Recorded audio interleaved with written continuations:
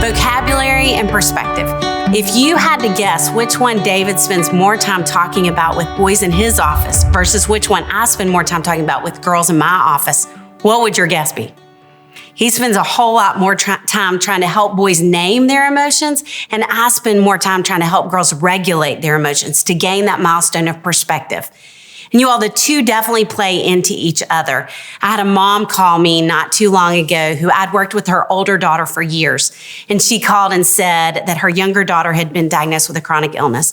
And she said she's struggling. She's doing better health-wise than she is emotionally. She is stomping all over her house, spewing anger out.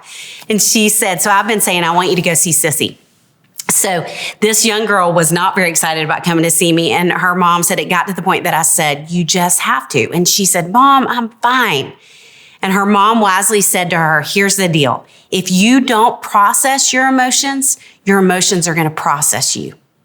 I'm going to say that again, y'all. If you don't process your emotions are going to process you.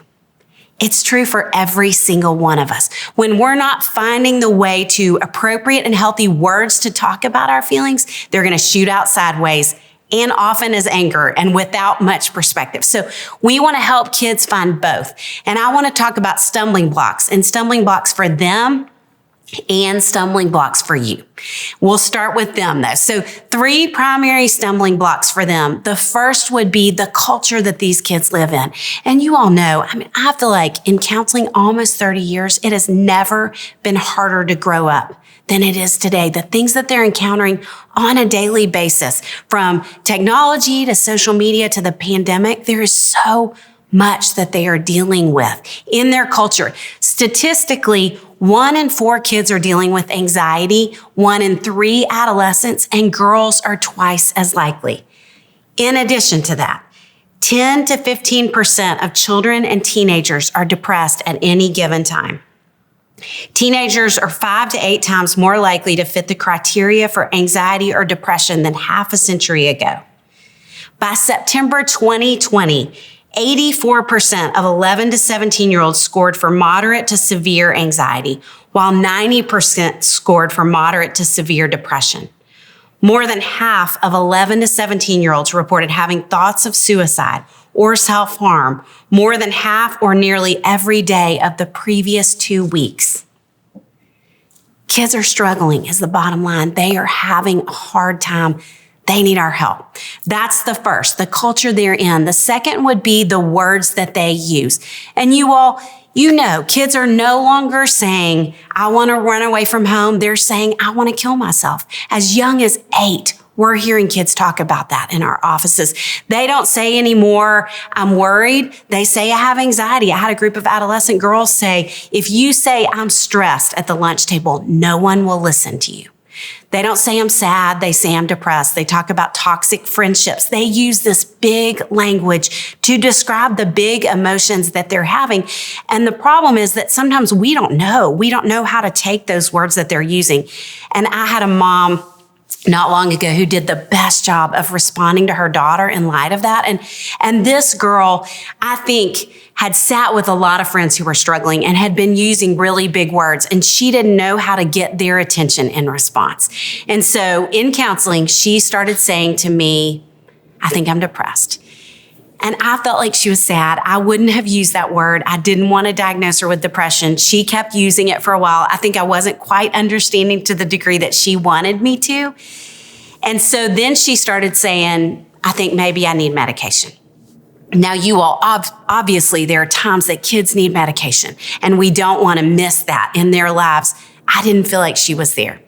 And so again, I think I hadn't quite heard her enough in her mind. And so she wanted her mom to come and meet with us. And her mom sat down on my couch. And y'all, this mom's response was so beautiful. I mean, she sat down right next to her daughter. She put her arm behind her and listened with so much empathy on her face. And when her daughter finished talking about how she felt like she was depressed and needed to be on medicine, her mom said, I hate that you're struggling. I hear you. I'm so sad with you that things have felt like this. I hear you crying. I see it.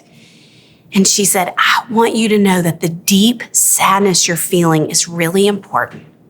And it's not depression. There's a difference between those two things. And she said, I want to help you work through this. But what depression is that deep sadness that never lifts. And she said, when we were on spring break recently, I watched you laugh with your friends. I think you had fun the other night when we were playing games as a family. That's not depression. That's deep sadness. And that's why we have Sissy in your life. We're going to figure this out. We're going to work through it together. What a great way to help her name her emotions with appropriate words, because those words are one of the biggest stumbling blocks. The third would be a lack of resilience. And you all know this. I think we have never watched a generation of kids who have struggled as much to work themselves out of situations. They don't know how to work through. They don't have coping skills so often. They come up to a roadblock and they don't know how to get around it, end up falling down in front of it, laying down, some of them in front of it. We want to help them learn to have resilience as a result of that. And I had two families that I have worked with over the years. One girl who experienced so much trauma. She and her dad actually came in upon her grandparents. Her grandfather killed his wife and then killed himself. You all, her trauma was so severe that she had debilitating anxiety that of course she had to have therapy for. I want you to fast forward a few years. I was working with a girl who had been bullied at school. She literally was registering the same degree of anxiety. And you all, not that bullying is not valid. Again, we want to validate kids' feelings. But for kids to register the same level of anxiety from a murder-suicide of your grandparents to bullying, something's off. We've got to help them find their way to more resilience than that. That lack of resilience is a really significant stumbling block for them. So that's them. Let's talk a little bit about us as the grown-ups who love them. And you all, everything I'm going to say, I want you to hear with a lot of grace, because it is absolutely true. I think you're doing the best that you can, and we are a part of the stumbling blocks for them. I have a friend who said when her daughter was in 7th grade, she said, I feel like every day I send her to school, I'm strapping her in a roller coaster car. And I know she's going to go up and down all day long. And this mom said, I've become so convicted that I'm getting in right behind her.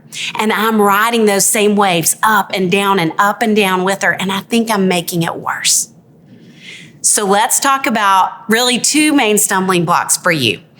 The first is something we're seeing parents do a lot, because you all, the reality is, I think a lot of us didn't grow up with families where we were talking about feelings. We weren't processing our emotions. We certainly weren't passing a feelings chart around our dinner table. And so what's happening is, the first stumbling block that I would say is over-attending. We are really paying too much attention to their feelings. We're doing a great job of understanding them, but we're not helping them work through those feelings. I have a girl who said to me, my mom pays more attention to me when I have panic attacks than any other time. And as parents, whatever you pay the most attention to is what's reinforced. And so you want to pay attention. You want to connect with them. Obviously, you want to be there for them. But we don't want to pay more attention to the crisis and the hard things they're going through than the brave things they're doing, than when they're showing strength, than when they're processing their emotions in healthy ways. So over-attending would be the first stumbling block for you. The second stumbling block would be under-attending. And I'm going to call myself out on this. I'm an Enneagram 1, which means I'm type A. I'm a perfectionist. So I'm really productive. I move really fast. And I think if any of you all can relate, I remember my little sister. I have kind of an interesting family dynamic. And I had no siblings until I had a little sister when I was 16. And when she was 3 and 4, I remember taking her to run errands with me, and her saying, she had this really great lisp, and her saying, Dithie, why are you always in such a hurry?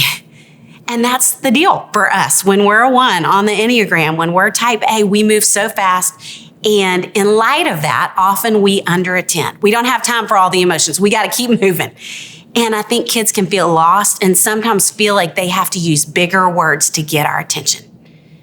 You will, all of us swing one way or the other, towards over-attending or under-attending. So I would encourage you, when you're finished listening to this segment, to think about it. Talk with a friend about it. Talk to your spouse. Which way do you lean? And what kids really need the most, you all, are attunement and consequences.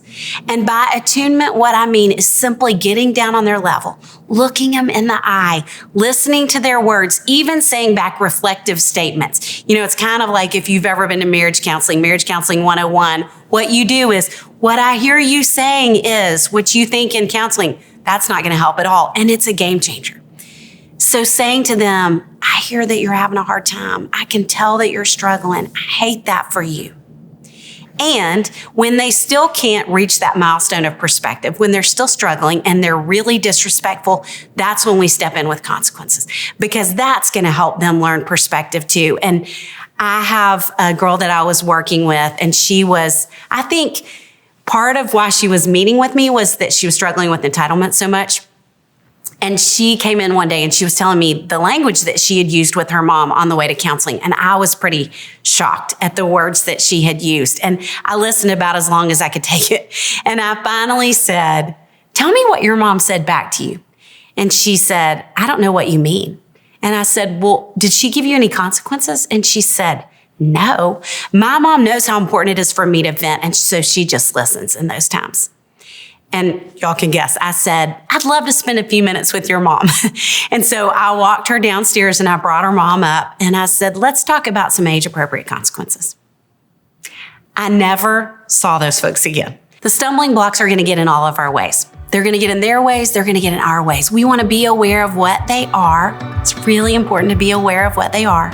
We want to move towards attunement and consequences with them.